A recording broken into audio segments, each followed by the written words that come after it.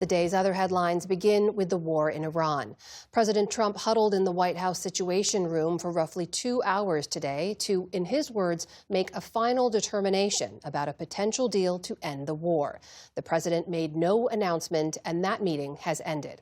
U.S. officials described the possible agreement as a memorandum of understanding that would open the Strait of Hormuz and then kickstart a second phase of negotiations over limiting Iran's nuclear program and lifting U.S. sanctions. But today in public, Tehran insisted that current negotiations did not include the nuclear issue.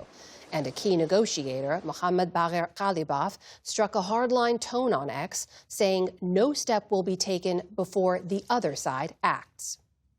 A federal judge has temporarily blocked the Trump administration's so-called anti-weaponization fund, a $1.8 billion fund to compensate people who claim they've been targeted by the justice system. The order stops the fund's formation and any potential payouts for at least the next 2 weeks. Since it was announced last week, the fund has been challenged in at least 3 lawsuits. It's also drawn bipartisan criticism on Capitol Hill, including from Senate Majority Leader John Thune. Meantime, in another legal setback for the president, a federal judge has ordered the Kennedy Center to remove Donald Trump's name from the building. Judge Christopher Cooper ruled that the venue's board violated the law, writing, quote, "Congress gave the Kennedy Center its name and only Congress can change it." In response to the judge's ruling and in a major concession, President Trump said he will pursue a full and complete transfer of responsibility for the Kennedy Center to Congress. In Louisiana, Republican state lawmakers have approved a new congressional map that could help the GOP pick up another House seat in the upcoming midterms. Just 1 month ago, the U.S. Supreme Court struck down the state's current map as an illegal racial gerrymander. The new boundaries would eliminate one of the state's 2 majority black districts, leaving just 1 Democratic stronghold around New Orleans.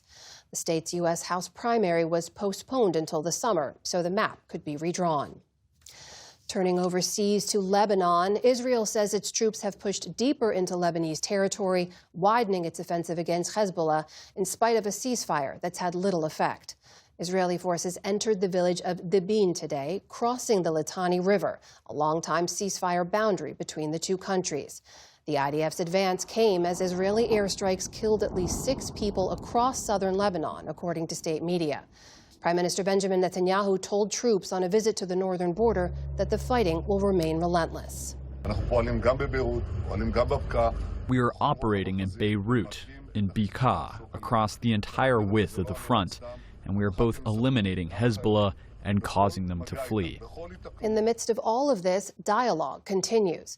Delegations from Lebanon and Israel met in Washington today for the first direct military talks between the 2 countries in decades. More talks are expected next week.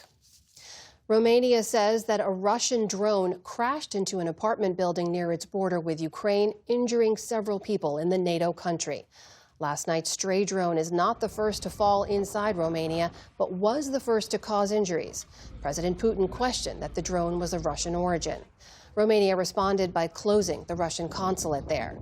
NATO allies condemned the incident, including Secretary General Mark Rutte, who vowed to, quote, defend every inch of Allied territory.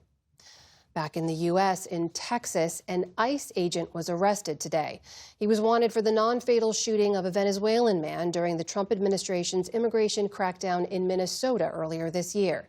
Hennepin County officials had charged 52-year-old Christian Castro with assault and falsely reporting a crime.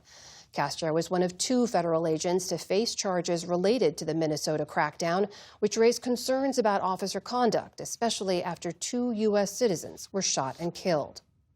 On Wall Street, the major stock indices kept adding to their record gains. The Dow Jones Industrial Average ticked up 0.7%, posting another record high. The Nasdaq also reached new heights with a 55-point gain. The S&P 500 ended with a 9th straight weekly gain. And 14-year-old Shrey Parikh spelled his way to victory last night in the Scripps National Spelling Bee, which ended in a rapid-fire tiebreaker round. Letter by letter, he zipped through a record 32 words in just 90 seconds. Fellow finalist, 12-year-old Ishan Gupta, correctly spelled 25 words.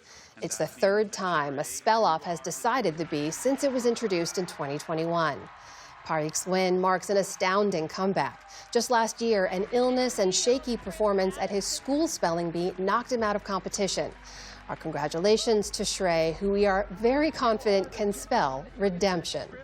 Still to come on the News Hour, a massive rocket explosion casts doubt on the future of NASA's moon mission. Jonathan Capehart and Matthew Continetti weigh in on the week's political headlines. And journalist Martha Raddatz on her new book, featuring inspiring stories of U.S. military service members. This is the PBS News Hour from the David M. Rubenstein Studio at WETA in Washington, headquarters of PBS News.